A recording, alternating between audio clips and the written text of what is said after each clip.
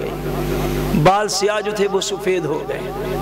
اندازہ فرمائیں کہ وہ چیزیں جو بچپن سے ہم پڑھتے چلے آ رہے ہیں، کتنی خوش قسمت ہیں وہ لوگ، کتنے خوش قسمت ہیں کہ وہ جگہ جن کا ذکر اللہ نے قرآن میں کیا، اپنی گناہگار آنکھوں سے ہم جیسے گناہگار جا کے ان کی زیارت کر رہے ہیں۔ کتنی خوش قسمتی ہے کہ وہ مقامات جن کا قرآن میں ذکر ہے اور اللہ نے اپنے کلام میں ذکر فرمایا ہے، وہ مقام ہم جیسے گناہگار اپنے گناہگار آنکھوں سے جا کر زیارت کرنے سے بڑھ کر کیا نصیب ہو سکتا ہے۔ اس روئے زمین کی زندگی میں انسان کی جتنی بھی ہے، اس سے بڑھ کر سعادت ہی کوئی نہیں ہو سکتی کہ بندہ اللہ کے گھر کی زیارت کر رہے، مصطفیٰ کے در پر جا کر سلام کر رہا۔ اس سے بڑی کوئی خوش نصیبی نہیں ہے۔ جو نہ مال و دولت سے، یہ بڑے کرم کے ہیں فیصلے، یہ بڑے نصیب کی بات ہے۔ یہ کرم جسے چاہا در پہ بلا لیا، جسے چاہا اپنا بنا لیا، یہ بڑے کرم کے ہیں فیصلے، یہ بڑے نصیب کی بات ہے۔ ملیونیر بھی بندہ ہو تو کوئی ضروری نہیں وہاں پہ چلا جائے، یہ ان کے کرم کے فیصلے ہیں۔ اور یہ بڑی خوش قسمتی کی بات ہے کہ اس مقدس سفر میں انسان ان جگہوں کی زیارات کرتا ہے جن کے متعلق اللہ کے قرآن کی آیات اتری اور جن کے اوپر ایمان کے بغیر بندہ مومن نہیں ہو سکتا۔ فرمایا اللہ کریم نے اس مقام پر جو میں نے تلاوت کیا سورہ آل عمران میں سے، بس ایک ہی بات میں عرض کروں گا، اس کے بعد مسائل عرض کرتا ہوں۔ فرمایا ان اول بیت وضع للناس للذی ببکۃ مبارکا وہدی للعالمین۔ فرمایا بے شک وہ سب سے پہلا گھر جو لوگوں کی عبادت کے لیے بنایا گیا، جو سب سے پہلا گھر ہم نے بنایا لوگوں کی عبادت کے لیے، للذی ببکہ، وہ گھر جو ہے وہ مکہ مکرمہ میں ہے۔ کس شہر میں بولیے؟ سارے بولیے کس شہر میں ہے؟ مکہ مکرمہ میں ہے۔ مبارکن، وہ بڑی برکت والا ہے، یعنی وہ جگہ ہی برکت والی ہے۔ فرمایا مبارکن، بڑی برکت والا ہے، وہدی للعالمین، اور سارے جہانوں کے لیے ہدایت کا سبب ہے۔ ہدایت کا سبب ہے کہ لوگ اس کو دیکھتے ہیں ہدایت پا جاتے ہیں، اس کی زیارت کرتے ہیں، گناہگار گناہوں سے توبہ کرتے ہیں، ہدایت نصیب ہو جاتی ہے۔ اب پھر اس گھر کے اندر جو چیزیں ہیں ان کی ڈیٹیل بھی بیان فرما دی۔ فرمایا فیہ آیات بینات مقام ابراہیم۔ فرمایا اس میں ہماری کھلی نشانیاں ہیں، چھپی ہوئی نہیں، کھلی۔ فرمایا اس میں ہماری کھلی نشانیاں ہیں، اور ان نشانیوں میں سے بڑی عظیم نشانی جو ہے فرمایا وہ مقام ابراہیم ہے۔ کون سی جگہ؟ مقام ابراہیم ہے۔ آپ کو خوشی نہ ہوگی، اور جو جا چکے ہیں اور بار بار جائیں، اللہ کریم سب کے نصیب میں کرے، بار بار نصیب کرے۔ کتنی خوشی کی بات ہے کہ وہ مقام ابراہیم جس کا اللہ کے کلام میں اور زبان مصطفیٰ سے ذکر ہو، دن رات ہم تلاوتیں کرے، بندہ جا کے گناہگار آنکھوں سے وہ دیکھ بھی آئے، اس سے بڑی کیا سعادت کی بات ہو سکتی ہے؟ فرمایا فیہ آیات بینات مقام ابراہیم۔ فرمایا اس میں ہماری بڑی اعلیٰ کھلی ہوئی ایک نشانی ہے، مولا وہ کیا؟ فرمایا وہ مقام ابراہیم ہے۔ وہ کیا ہے؟ مقام ابراہیم۔ مقام ابراہیم کیا ہے؟ اب خانہ کعبہ کے سامنے جب جاتے ہیں، جہاں پر خانہ کعبہ کا دروازہ مبارکہ ہے، اس کے سامنے حرم صحن کے اندر ایک گنبد نما جو ہے، ایک وہ جالی ساری بنی ہوئی ہے، جس کے اندر ایک پتھر پڑا ہے، جس کے اندر کیا ہے؟ ایک پتھر پڑا ہے۔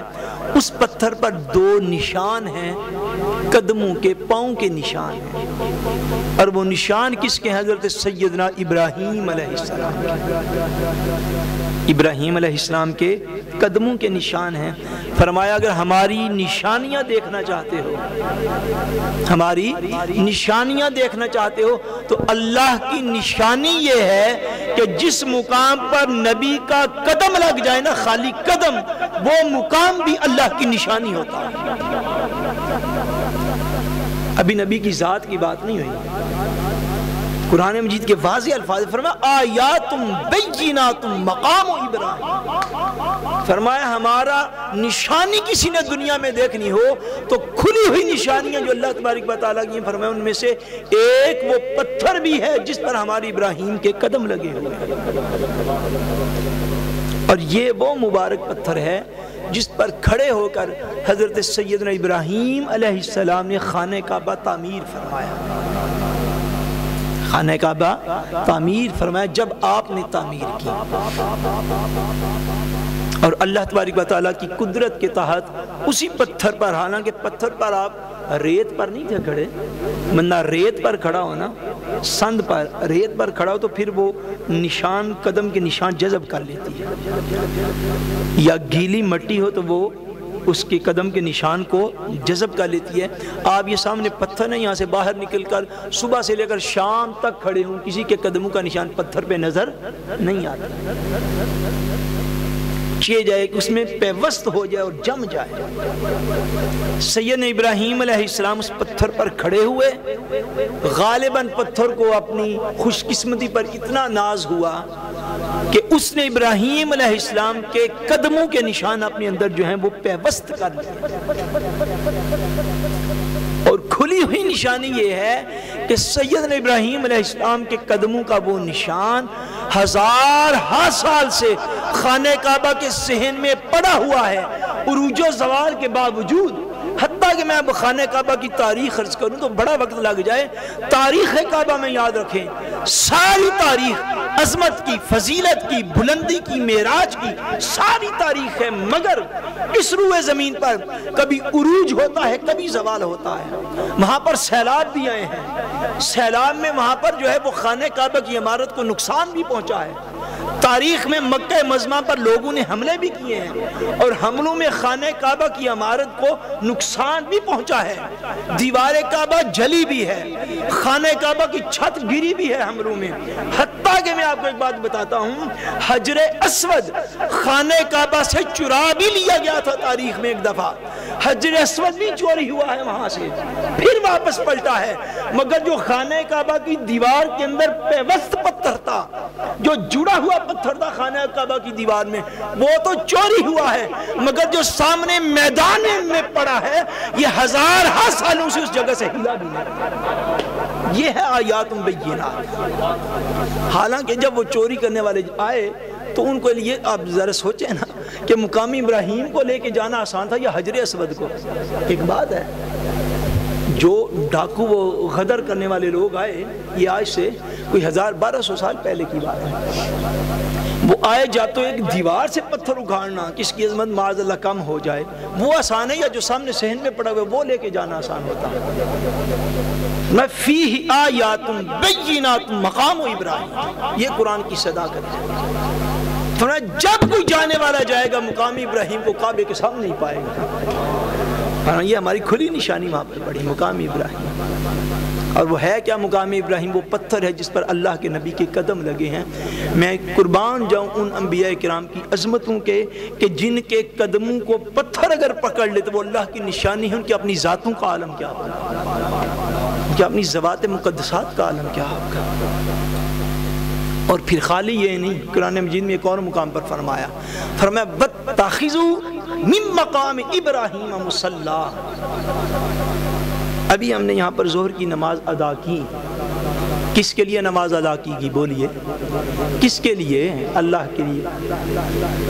قبول کرنے والا کون ہے؟ اللہ۔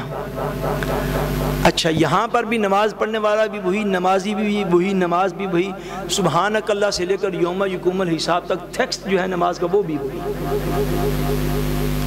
اچھا یا اللہ، یہاں پر ہم نماز ادا کرتے ہیں، قبول تو انہیں کرنی ہے۔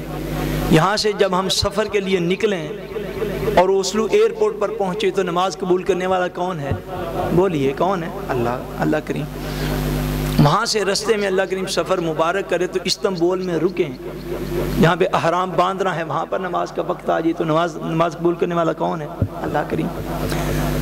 اچھا، آپ کو اللہ کریم اور سفر کی آگے توفیق دے، جدہ سے اتر کر آپ حرم کعبہ میں داخل ہو جائیں، مکہ شہر میں داخل ہو جائیں، اب یہ وہ شہر ہے جس پر قرآن مجید کی آیت نص قطعی کی حیثیت رکھتی ہے، جو میں نے پہلے آیت پڑھی، فرمایا بَهَذَا الْبَلَدِ الْأَمِينَ، فرمایا اللہ کریم فرماتے ہیں ہمیں قسم ہے اپنے اس امانت والے شہر مکہ کی۔ بس یہ چیز جس نے ذہن میں رکھ لی نا، جو میں باتیں